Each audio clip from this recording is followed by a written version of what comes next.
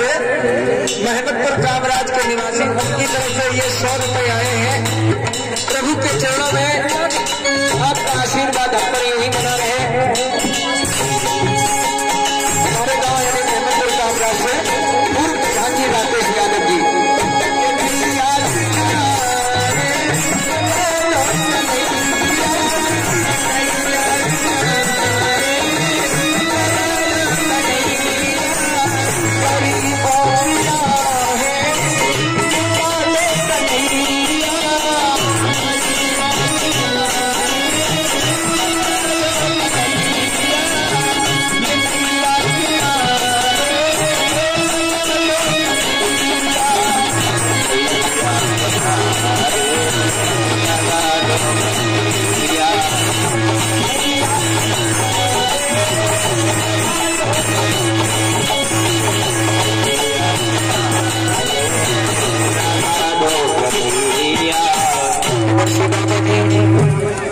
आए हैं और आप लोग उनकी झोली में कुछ न कुछ अवश्य डालने आखिरी दिन है। और दान दये धन ना घटे कहिए दास कबीर, कुछ न कुछ दान जरूर दो।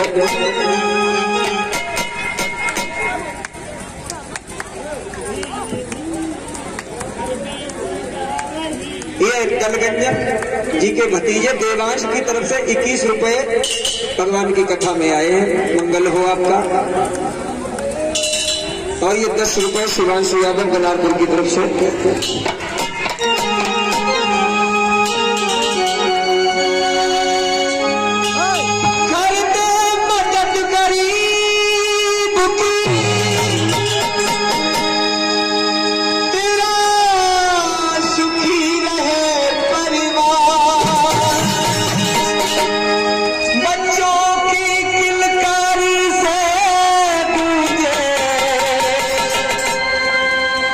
ये तेरा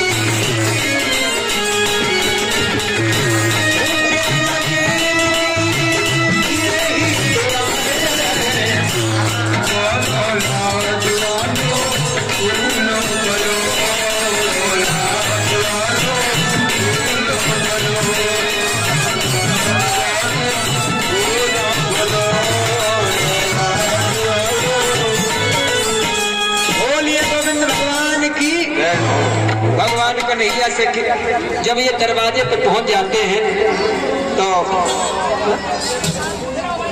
ये 10 रुपए साक्षी दिलाकर द्वार पे पहुंच गए। पहरेदारों ने श्याम सुंदर को बताया, दौड़े दौड़े आए, उन्हें अंदर ले गए और सुदामा जी के जो काप में सभी माताएं बहने बैठ जाओ माताएं बहने, आखिरी दिन है, लेट तो हो ही गए हैं, 5 मिनट और सोई, 10 मिनट और, केवल 10 मिनट।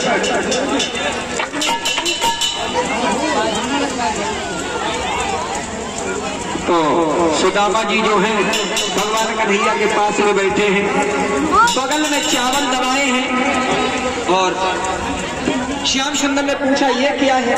बोले कुछ नहीं है, कुछ है ही नहीं, ये तो कपड़े हैं, पुराने हैं, कोई दिक्कत नहीं है। इधर भगवान श्याम सुंदर ने उसी समय सुदामा जी की बगल से वो पोटली निकाल ली है, चबने लगे हैं और पहली मुट्ठी चबी है, पहली मुट्ठी चबी है, कोई बात नहीं, दूसरी मुट्ठी चबी, 3 मुट्ठी चबी, ठीक है। और रुक्मिणी जी ने आगे बढ़ करके हाथ पकड़ लिया, कहने लगे प्रभु ये क्या कर रहे हो, इस भिखारी को सब कुछ दिए दे रहे हो।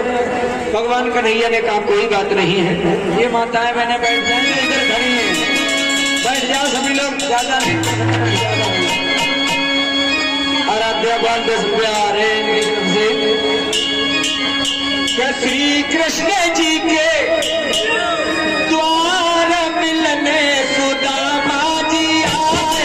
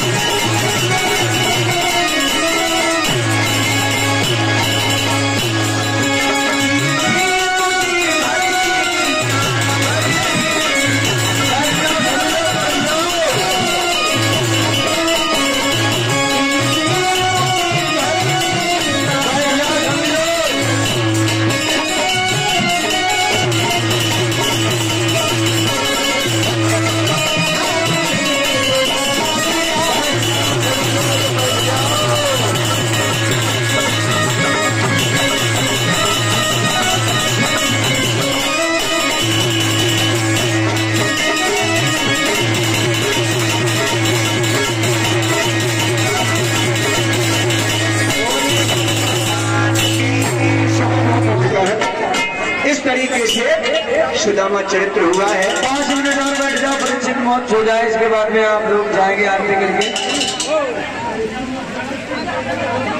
अब वही समय आ चुका है, कच्छप नाम चला है, कलछप को डसने के लिए आखिरी दिन है कथा का, और आकर के एक बड़े से पुष्प में लिपट गया है। और महाराज परीक्षित ने जब वो फूल छूंगा है, महाराज परीक्षित महाराज ये ना बोलो, खड़े हो जाओ, दोनों जने खड़े हो जाओ। नहीं अम्मा तुम वहीं बैठी रहो, दो जने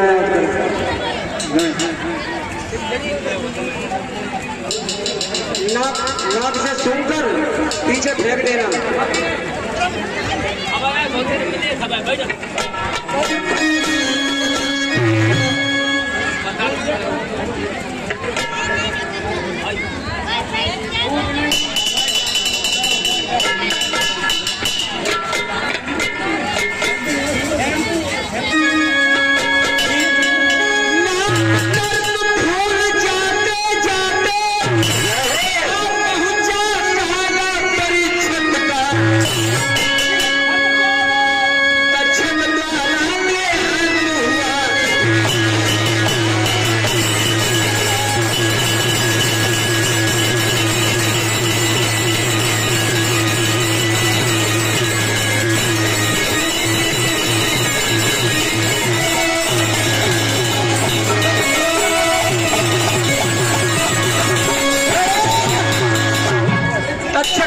महाराज परीक्षित को डस लिया। खत लिखा गया, धनवंतर भगवान आए हैं, रास्ते में तक्षक मिला है। बोले कहाँ जा रहे हैं? बोले परीक्षित को जिंदा करने के लिए।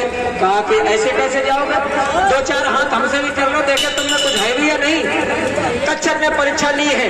क्या कहा है कि देखो ये बरगद का पेड़ खड़ा है, हम इसमें फुसकार मारेंगे और तुम इसे हरा भरा अगर कर दो तो हम समझ जाएंगे कि तुम बचा लोगे। तक्षक ने फुसकार मांगी, धनवंतर ने अपनी निगाह फेरी, पेड़ जैसे का तैसा हो गया। तक्षक ने सोचा अगर ये चले गए तो परीक्षित जिंदा हो जाएंगे, ऋषि का श्राप झूठा हो जाएगा, बनेगा नहीं।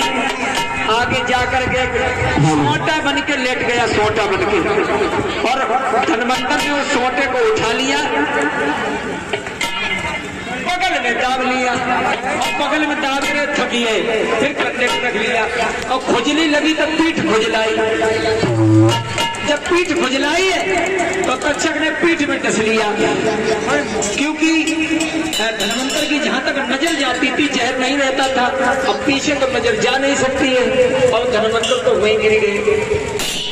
तक्षक ने जाकर के महाराज बरगद को डस के आया ही था। इधर धनवंतर के चेल धनवंतर ने कहा कि तुम हमें गोबर में गाड़ दो और ढाक बजाओ, झांक बजाओ। तो चेलों ने गुरु की आज्ञा मानी। तक्षक आया, कहने लगा हरामी हो या क्या कर रहे हो? अरे गुरु को गोबर में डाले हो, जो तो वैसे ही मर गए, इन्हें निकालो, जो तेरे पड़ गए हो जाए। निकाले, गुरु जी कान लगे, कब वक्त तुमने तो गजब कर दिया, तुमने हमें निकाल लिया, वो जिंदा नहीं रहेंगे। ऐसा करो हमें काट करके और हड्डियों में हमें पकाओ और हमारे मांस को सब खा लो, सब धनवंतर हो जाओगे। मांस पकाया गया गुरु की आज्ञा से, लेकिन खाने जैसे ही बैठे तैसे ही तक्षक फिर आया, कहने लगा बताओ गुरु का मांस खा रहे हो, तुम्हें तो नरक में भी जगह नहीं मिलेगी। सब मांस फेंकवा दिया, हड्डियों में मांस गया है, और नदी से बहता हुआ बंगाल में चला गया। एक बुढ़िया आती, सो धोबिन रहे, बाकी लड़ाई है घर, सो माने को मांस जो थो खाए लो, मांस गुरु का खा लिया धोखे से। जो ही मांस खाओ तो तीनों लोग दिखाने लगे, यहाँ का जादू बंगाल में चला गया है। इधर महाराज परीक्षित को जब सर्प ने डसा है तो प्रमाण ये मिलता है कि नवलदे उन्हें लेकर के कहाँ गई हैं? अपने पिताजी के यहाँ। पिताजी ने लाश को फेंकवा दिया है, तब नवलदे ने अपने पति की लाश को लेकर के बंगाल में गई हैं। बंगाल में जाकर के एक स्त्री ने परीक्षित की लाश को चुरा लिया, वो बहुत सुंदर थे, उसने सोची इसे जिंदा कर लेंगे, ये बहुत सुंदर आदमी है, और चुरा लिया। इधर नवलदे की जब आंख खुलती है, बेचारी दुख में सो गई थी, जब आंख खुली देखा पति नहीं है, रोने लगी। वहां का राजा आया, बोली देवी क्यों रोती हो? सारा कारण बताया कि हमारे पति को कोई चुरा के ले गया है, मेरे पति मर चुके थे। तो राजा ने सब जितनी भी वहां घाट से आती थी जादूगरनियां सबको बुलाया, सबसे पूछा कि इसे जिंदा करो, तो कहा नहीं अभी नहीं, ऐसे जिंदा क्या करो? सबसे पूछा तो सबने कह दिया कि महाराज हमें कोई पता नहीं कि परीक्षित कहाँ है। यहाँ एक नहीं आई है, उसे बुलाया गया, उसकी जब मार पड़ी है तब उसने बताया कि हम ही ने चुराया है। परीक्षित को ला करके कहा कि इसे जिंदा करो, लेकिन हुआ यूं कि जब तक जिंदा करने की नौबत आती परीक्षित का शरीर फट जाता है जहर की वजह से। इस तरीके से परीक्षित का अंत हो जाता है। भगवान की हेलो, आज शाम को कौन सी लीला होगी? अपने मन की होगी कथा लीला। और हमारे भैया ये जो जोकरी करते हैं इनका एक चैनल है, इनने हमसे शिकायत की है कि तुम हमारा चैनल नहीं बोलते हो। तो ये जो बार बार बीच बीच में कहते हैं ओ माई शैम्पू, ये इनके चैनल का नाम है यूट्यूब। हाँ, ये अब आरती के लिए खड़े हो जाओ।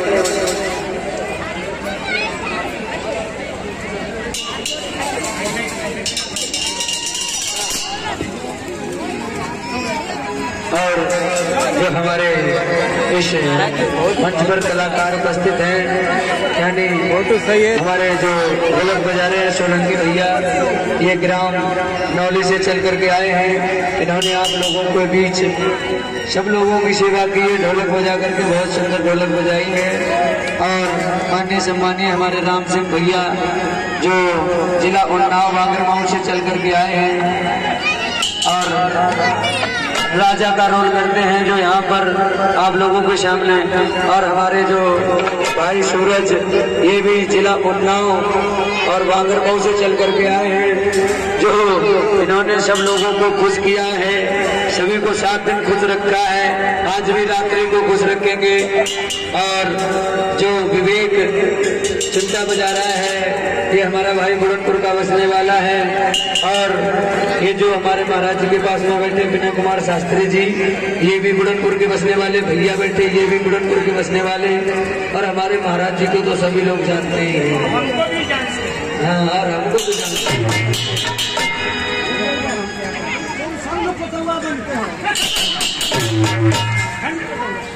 सभी लोग हाजिर